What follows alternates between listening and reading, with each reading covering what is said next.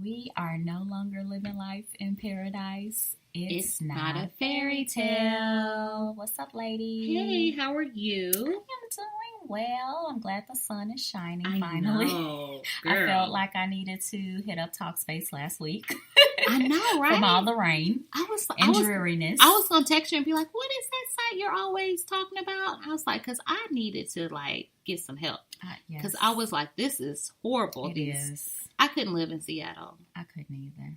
I don't know how they do it. I don't either. I don't know how they do it in Alaska when it's 30 days of darkness. I ain't trying to do that. Yes. I'm not trying to be, I need the sun. I need sunshine. I need it. Changes my whole attitude. Yeah. I was so happy to see that sun on Friday. I know. Mm-hmm. I was like, sunshine. Right. Had me singing a Coco song. All right. Well, Let's talk about our weekend. we had a fun weekend. We did. Even though in our friends' eyes we're probably old ladies, but for us, we stayed up to 2:30 in the morning. Well, yeah. We stayed up to 2:30 in the morning and we were completely free. We didn't have anything to worry about. Yes. Well, I was kind of free. I had some nightmares. Yeah, so Tanisha woke me up in the middle of the night because I guess she forgot that she was sleeping in the bed with me. And You and my husband. She shook me who is this? I rolled over in the bed to a light-skinned chick, and I had to check her out and figure out why she was in my bed. And when I turned around, she was like, oh. And then I was like, oh, okay, it's just Duria. But I just had some really weird dreams. Yeah, Mm-hmm. yeah, it's a stranger in your bed, I guess. It really was. No, let me tell you, them little waterfalls, that just did it in. It wasn't waterfalls. It was rain. night rain. It's rain. It's sometimes I get a little jungle noise or something. It's no jungle. I go to sleep listening to the sounds of rain or the ocean or a thunderstorm. And I didn't play the thunderstorm the first night because I know how you are. So I'm I just not as played scared of regular thunderstorms rain. anymore. Okay. My whole thing is, I felt like I had to use the restroom the whole night. And I kept getting up because I was scared. I kept having the pee-pee dream. Okay. Because you got the water running. Okay. I didn't know that really happened. I didn't. You didn't realize I had got out of the bed. I only saw you get up once and it was in the morning. Oh, girl. Once I put them once I put the rain you on, gone. I'm out. I was I looked at you and I was like, she's really sleeping and just listening to this rain. Gone. Yes. I said, okay. Last night my husband was like, you gonna turn the rain back on? I was like, oh, you like this? So I turned We it back might on. need some rain because my husband loves noise. I know, or I turn on and the it's ocean. normally on CNN and I gotta listen to that crap all night. No. I can't do that. I wake up in the middle of the I night. have some crazy ass dreams. Right. Mm-hmm. Now you see why my feet caught on fire in my dreams. No, I had crazy sports dreams. Yeah. I have crazy dreams, period. But that was just too much. I guess I love listening to my nature noises. Yeah. To go to sleep. Mm-hmm. Welcome to the jungle. I know. Or I'll turn on, I have a thing called Oak that I turn on. I think I did that as a business buzz. And it has the cave water. And it'll talk you down into sleep. Turning your brain off. Even one of them, for the sleep meditation, it says, okay, the day is done. You can't get it back. Let's drift off to sleep. Yeah, turn off your mind. Turn off your mind. That never happens for me. However, I do listen to ocean. Well, I don't listen to ocean. Well, I do listen to the ocean sometimes.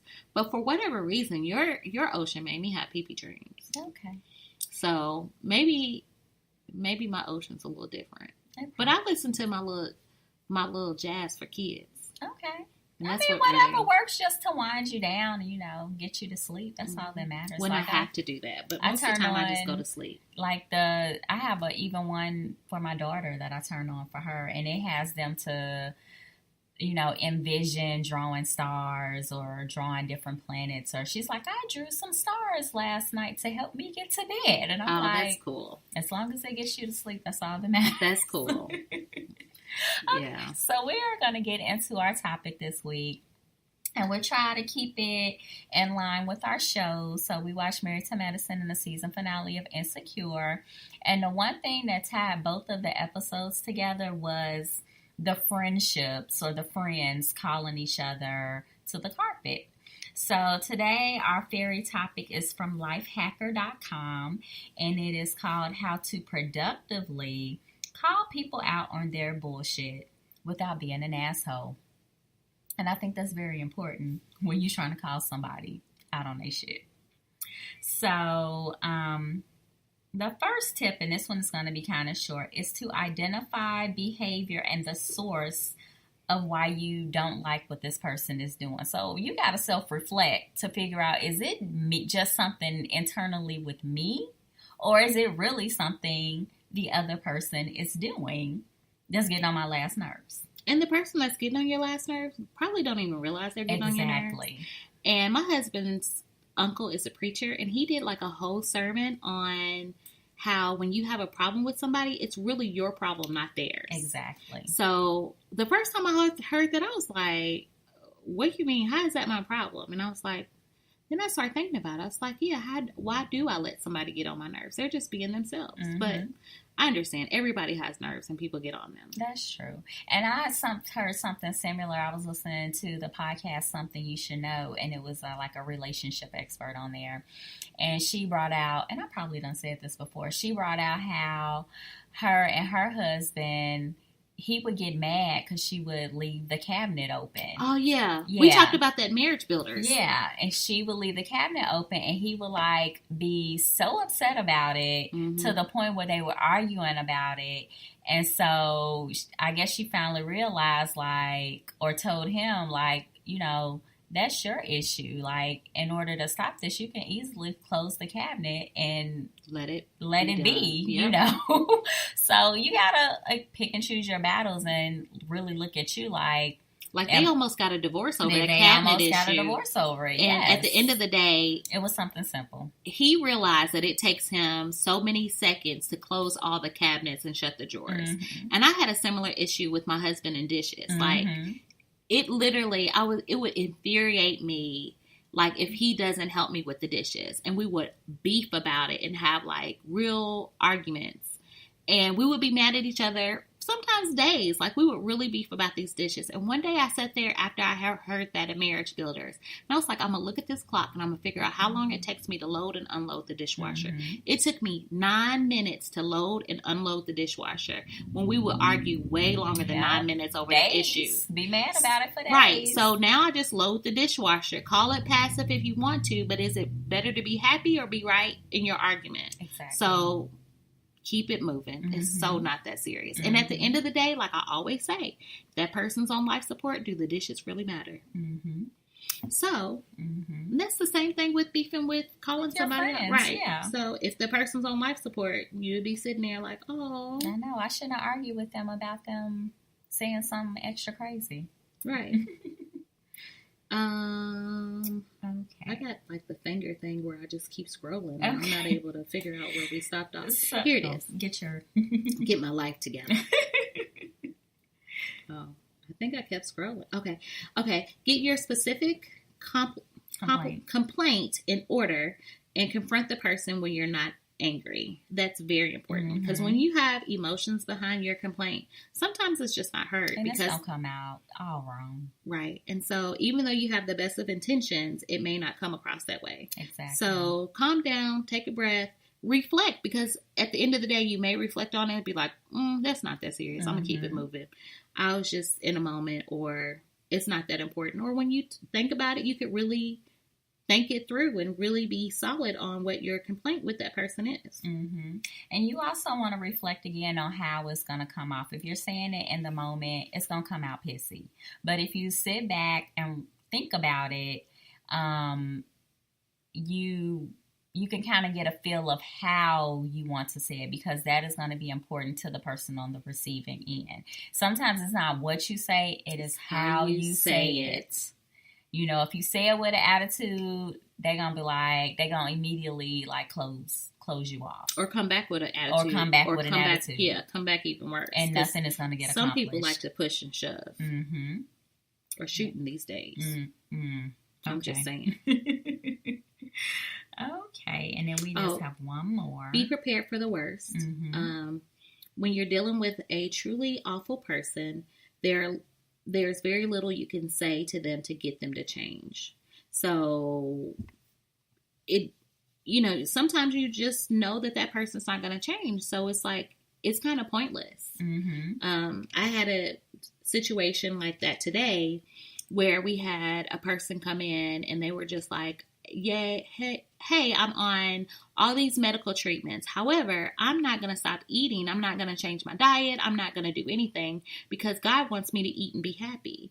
So as much as we try to change that person's perspective, like, there are, if you integrate more, vegetables into your diet, that could be helpful. He wasn't trying to hear that. Mm-hmm. And he was like, I eat just like you eat, like you healthy. You probably eat real good. I said, you ain't eating like me because I don't eat meat. I eat fish, but I don't eat like meat, like flesh. And he was like, nah, I ain't eating like you. I was like, no, you're not. I was like, try it. It's not that bad. Mm-hmm. And he was just like, nah, I need my meat. I need my chicken. I need my hamburger. I need my pork chops. It's like, okay. Be happy. Yeah. And you already lost a couple of toes, and I hate to say it, but you may not be able to eat like me. Mm-hmm. And it's okay. Mm-hmm. So know your audience. Yes, know your audience. And a lot of us have our script already planned out in our head, and it's 9 times out of 10 not going to go the way that we envisioned it, says Issa. Yeah, because you stand in the mirror and you be saying it like, this is what I'm going to say. Mm-hmm. And it don't always work out that way. No, it doesn't. It doesn't. Sometimes a lot of emotion gets behind it, and a lot of cuss words, and then you be like, you've already lost the battle. Yeah. Somebody said, well, like when you get mad at, like when you're talking to somebody, once the person starts cussing, you automatically lost. Because I lose a lot of battles because the words just fly out my mouth. I mean, I don't know if you automatically lost. I think you just automatically, the other person automatically has stopped listening. So you lost. Yeah. Nobody's listening to you. Yeah. So it's pointless. Yeah. So, mm-hmm. Yeah, I lose a lot of arguments that way because I use words that I shouldn't use. But I need a 12-step program for that. I was doing good, but life's gotten stressful lately, so I'm starting to use bad words again. Okay. Well, you worked on it before. You can work on it again. I have to get back on the rodeo. Yes. Get back on the horse. Yep. In the rodeo. Mm-hmm. Mm-hmm. Wrangle it back in. Wrangle it in. All right. So let us know if you guys have any tips on, how to call people out on their shit in a non-asshole way. And don't text them either because that can be misinterpreted. Oh, yes. Please don't do that. That is a no. Mm-mm. Have a real conversation. Don't write them a letter. I like a good letter. You like letters? Yeah, because as the person who's writing the letter, they can really reread it and be like, okay, I might need to word this a little different. I did hear that in marriage counseling once. Mm-hmm. Like, she made us communicate only through letters. Mm-hmm. And so that way we had an opportunity to erase what mm-hmm. doesn't come off right. And we had to reread it like a couple of times. Like, we could do it through email, text, or write a letter. But ain't nobody writing no letters these days. So we use email and text. I like a good old-fashioned letter. Yeah, I like a letter. I like a letter with some cologne on it. Man. Remember those days? And it'd be folded up right. That's been many decades And you used ago. to sleep with the paper and you'd be like, I ain't do all that. I'm gonna tell your husband to write you a letter and put some cologne on it. Okay. I know you're like, or get you a card and spray it.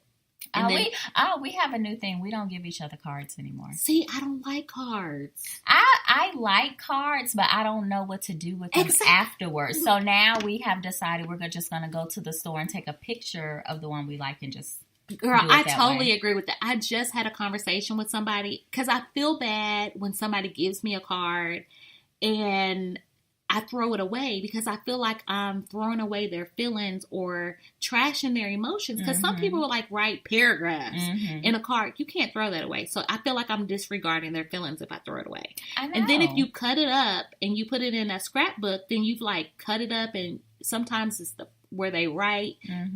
It just gets complicated. Well, I've never done the whole cut it up and put it in a scrapbook, but I remember like a cousin saying that she doesn't get rid of the cards because it could be a relative who is older and they are going to pass away. So it's like you always have that. So with Shady D's cards, I try to keep so many of them, but like after this year I'm like I can't keep them anymore. So pretty much all the people who I feel would give her cards.